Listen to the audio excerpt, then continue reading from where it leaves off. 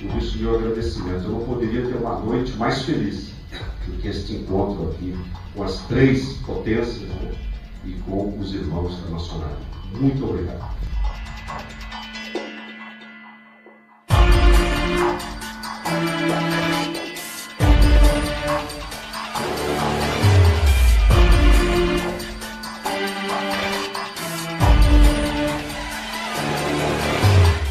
Queria dar meu boa noite a todos e a todas, cumprimentar o nosso grão-mestre da grande loja maçônica do estado de São Paulo, Francisco Gomes da Silva, através de quem eu cumprimento aqui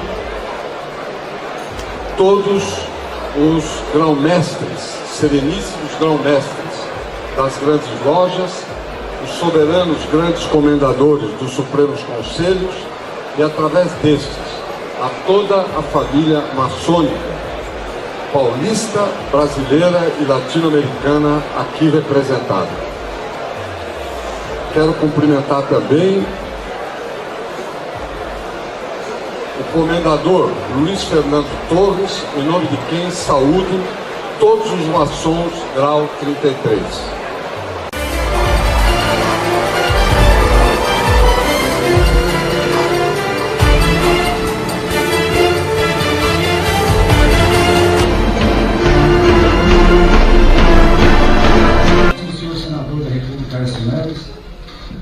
E tenho a honra de sediar esta reunião conjunta promovida pelo Grupo Estadual de Ação Política, com a participação dessas três grandes potências maçônicas do Estado. Sereníssimo grão-mestre da grande loja do Estado de São Paulo, Mauro Fernandes, agradeço como especial a oportunidade de estar aqui ao lado dos senhores. Sereníssimo grão-mestre da grande Oriente Paulista, do Bloco de Grande Alves.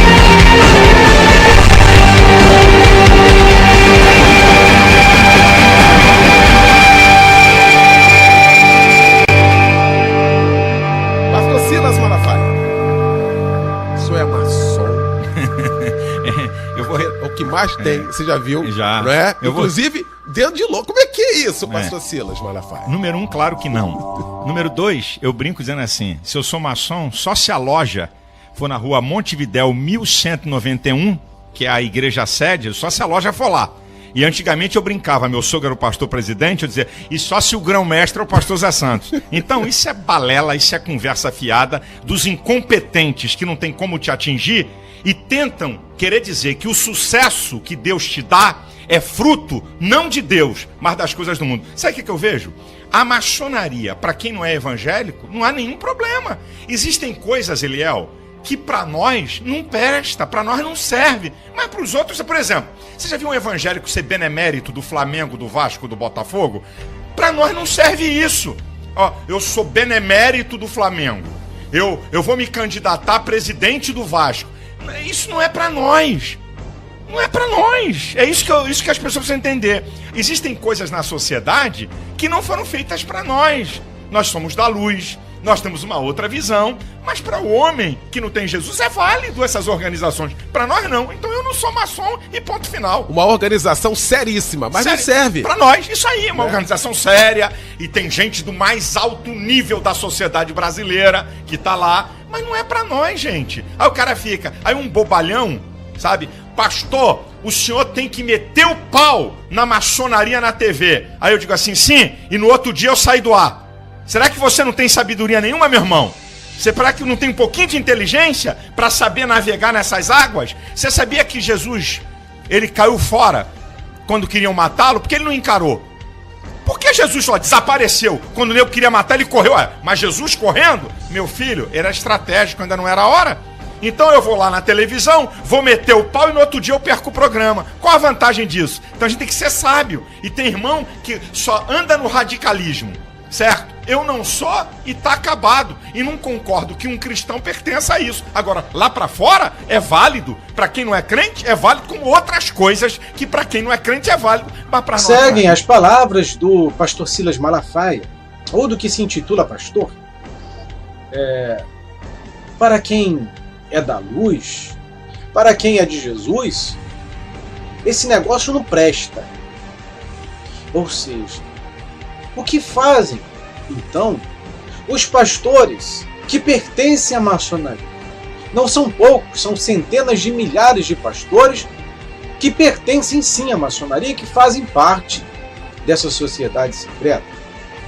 Então, segundo o pastor Silas Malafaia, não é pra gente, não é para quem é da luz.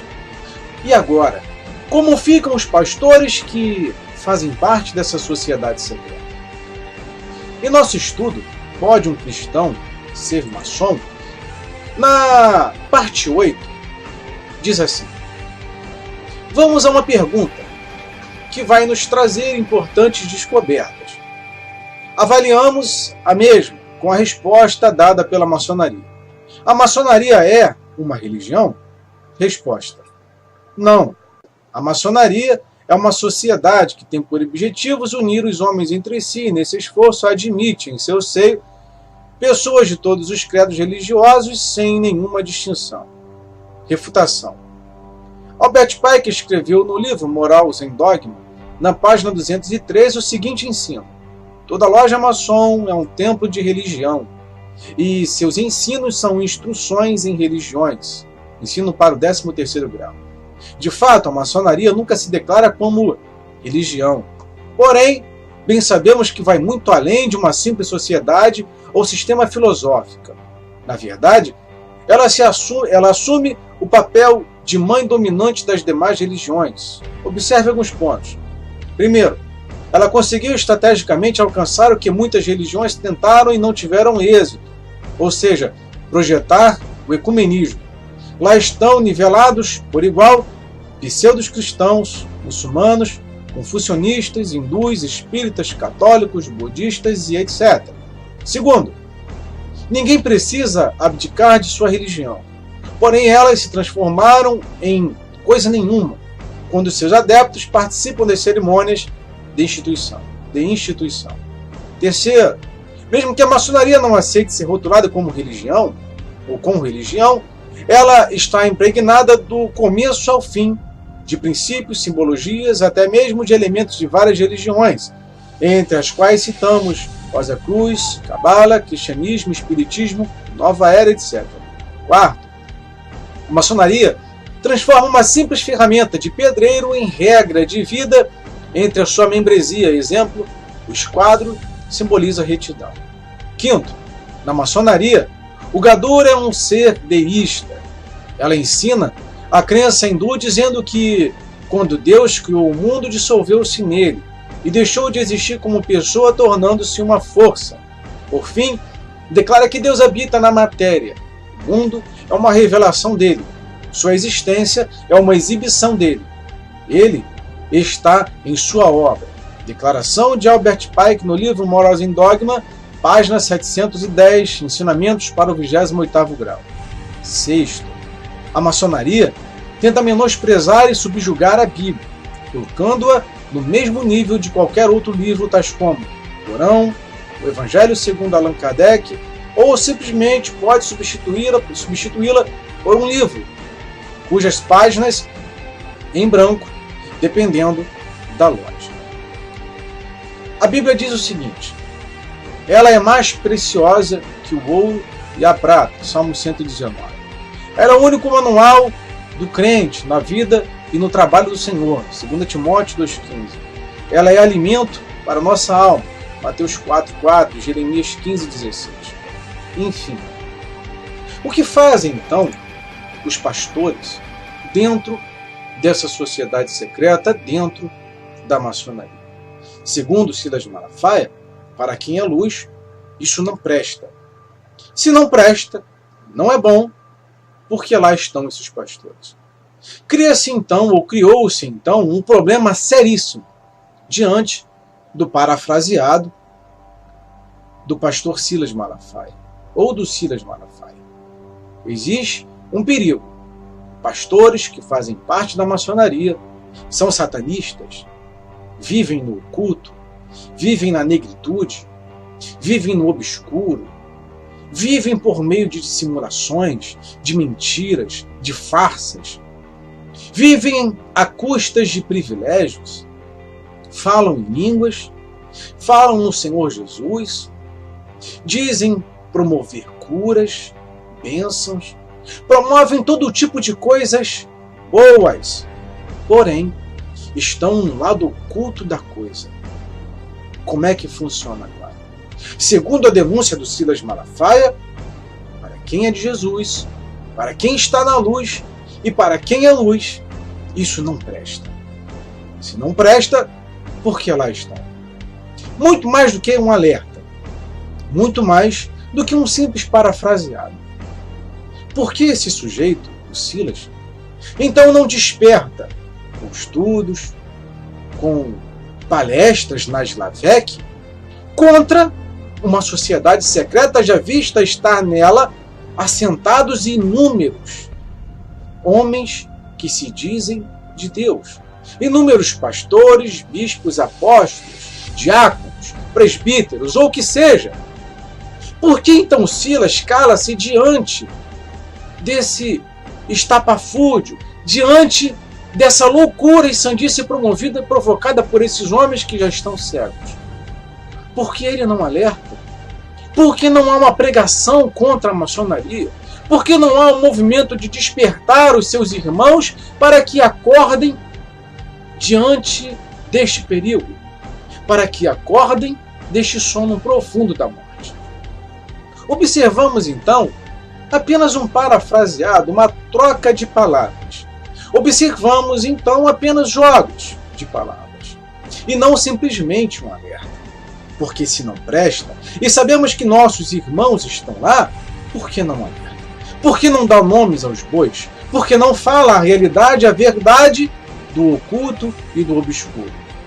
Segundo Silas Malafaia também, ele não é louco de falar contra a maçonaria. Porque se falar contra a maçonaria, ele perde todos os seus privilégios, todas as prerrogativas e inclusive o seu horário na televisão. É assim que funciona. Sabemos do perigo, mas não somos atalaios.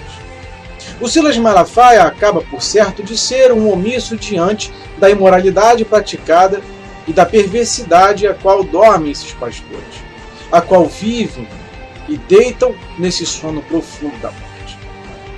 Alertar é o nosso dever, mostrar a realidade para que os nossos irmãos não vão os que beiram ao inferno. É a nossa obrigação. É o nosso chamado. Ele sabe muito bem que existem pastores que fazem parte da maçonaria. E por que não alertá-los quanto ao perigo que mora lá? Não estaria então o Silas preocupado com a vida e alma dessas pessoas que estão próximas ao inferno? Então seria mais jogo, seria muito mais conivente não falar e não tocar no assunto do que alertar os irmãos? Mais vantajoso, porque tudo parece que para o Silas é troca de vantagens. Qual a vantagem? Qual a vantagem eu teria? Qual o privilégio eu teria? Eu não falo por isso, eu não falo por aquilo. Ou seja, o cara é capaz de permitir com que irmãos vão ao inferno do que perder os seus privilégios ao alertá-los. Omisso, perigoso, extremamente influente e extremamente idiota a postura do Silas. Idiota. Medo de quê? se diz ele ter o Senhor Jesus e servir a um Deus grande e poderoso? Por que teme aos homens que podem fazer mal apenas ao corpo, aos que podem fazer perecer o corpo? Então, abram seus olhos, fiquem atentos. Não são tão santos assim, não são tão de Deus assim. Mas eu gostei da frase do Silas. Não é para nós. Certamente que se você descobrir que o seu pastor é da maçonaria, segundo Silas Malafaia, ele abraça Lúcifer. Ele adora Lúcifer e vive nas trevas. Mais uma vez, obrigado, Silas, por suas palavras, não são minhas. Apenas traduzi aquilo que o Senhor quis dizer e não tem coragem de falar. Deus abençoe e até o próximo vídeo.